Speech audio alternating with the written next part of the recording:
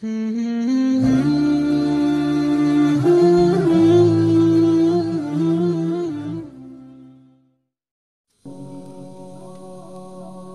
پدر کیست نه آنی که پدر مرده بود، به پدر آن که ز دنیای ادب بی خبر است. به پدر نیست مگر آن که ادب مرده بود، از دری بی ادبش جمعیت آزرده بود. حق از بی پدری دغدغه‌ای بی ثمر است، طلب بی ادبی از عمل گاو و خر است. بی پدر از در صد مدرسه گر در گذرد، عاقبت بی پدری پیرهی بی ادب است. بی پدر هر که شود مسکن تقوا نشود، خر اگر مکه رود آمده ملا نشود. هر پدر مرده که دارد ادب با پدر است، هر پدر مرده که دارد ادب تاج سر است.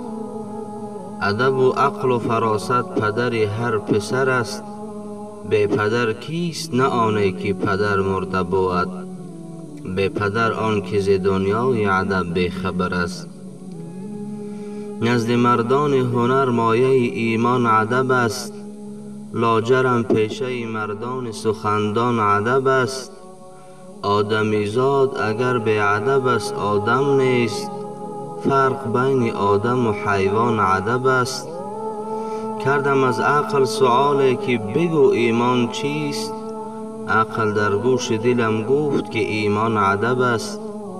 یک دو روزه که در این ملک جهان مهمانی، با ادب باش که خاصیت مهمان ادب است. چشم بگشای و ببین جمله کلام الله را، آیت آیت همگی معنی قرآن ادب است. رو پسر پند پدر گوش بکن هر شب و روز، دولت و ثروت تاج سر مردان ادب است.